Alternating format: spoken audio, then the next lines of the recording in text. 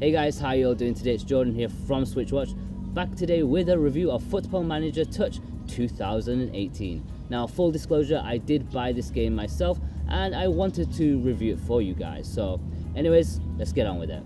Football Manager is a phenomenon within a certain subset of gamers.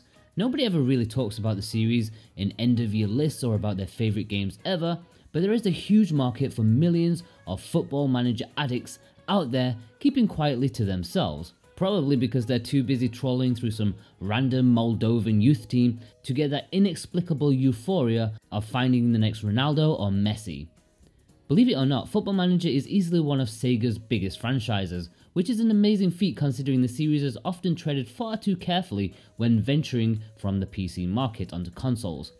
The last Football Manager game to appear on home consoles was over 10 years ago, and aside from the occasional watered down handheld version, console owners have been waiting a long time for a new one, and many a prayer has been answered with Football Manager Touch 2018, a surprise release on the Nintendo Switch. Now, first things first, I would never consider this to be a full in-depth review of this game. It's only just released, and as a veteran FM player, I would need at least 100 hours before I could tell you my 100% true feelings about this game. Think of this as a preliminary review or first impressions. There are so many ways to play this game that it's almost impossible to do a full review that will please everybody. So in that regard, I'm not going to give it a score out of 10 because that would be a little unfair and jumping the gun somewhat.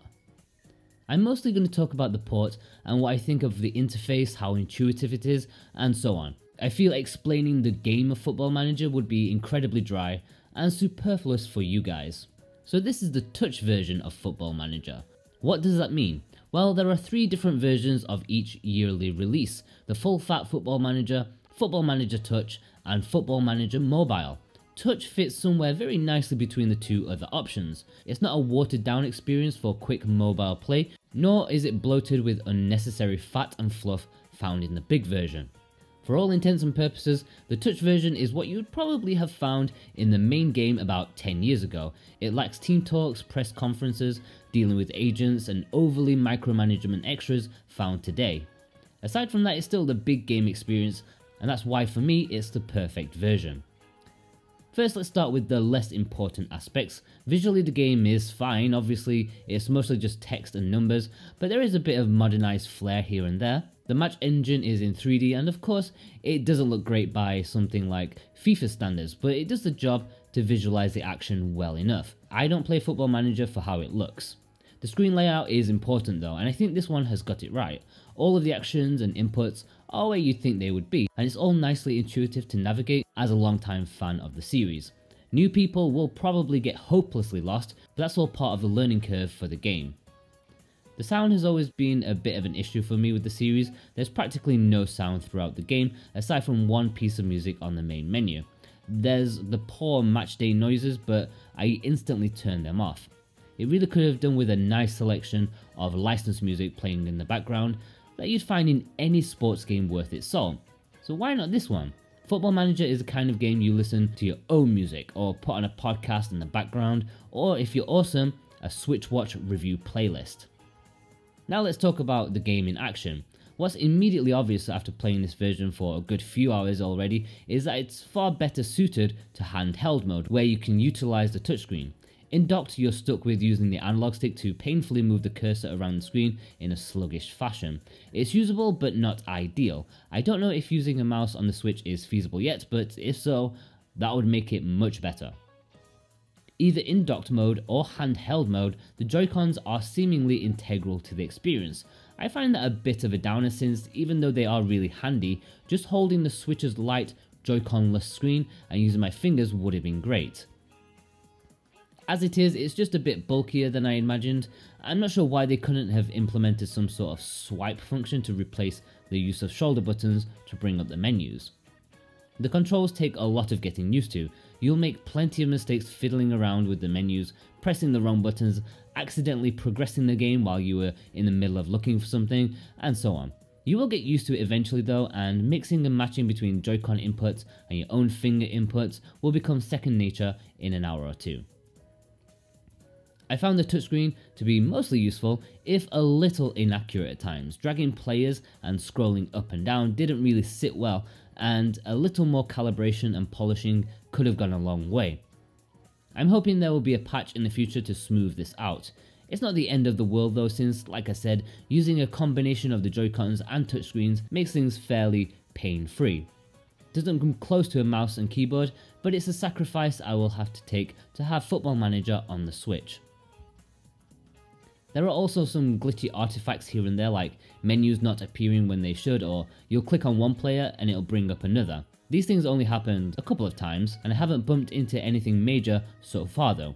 No game breaking bugs just yet, but it is Football Manager, so who knows what the future may hold. I'm pretty happy with the port in all honesty. Obviously it could do with a bit of polish, but so could any game, and it's their first try for the series on the Switch.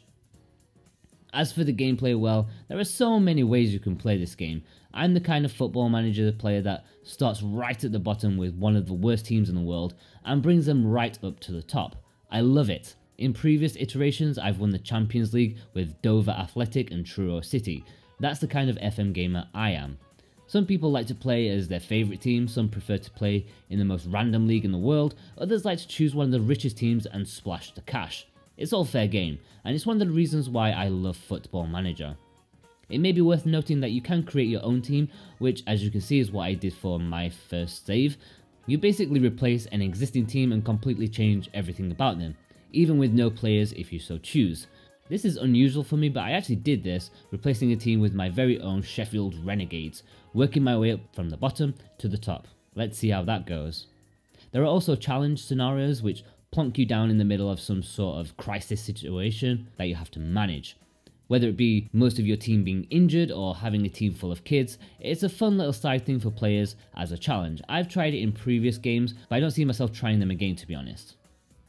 At a high £29.99, Football Manager Touch 2018 commands a high price, but in all honesty, if you're a fan of Football Manager, that's almost nothing for the amount of hours you'll be pouring into this game.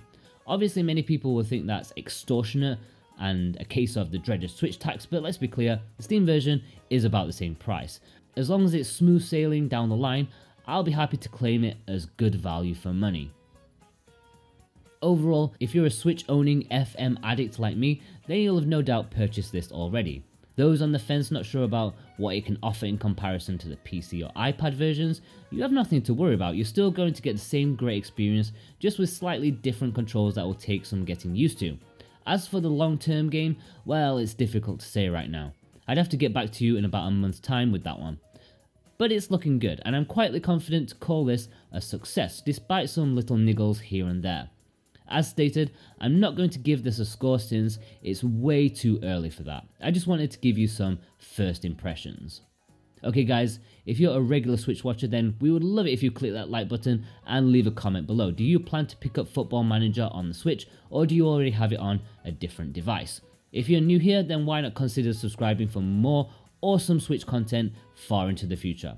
As always, head over to the website switchwatch.co.uk for news, reviews and features. It's well worth a daily look. I've been Jordan from Switch Watch, and I'll see you guys next time. Take care.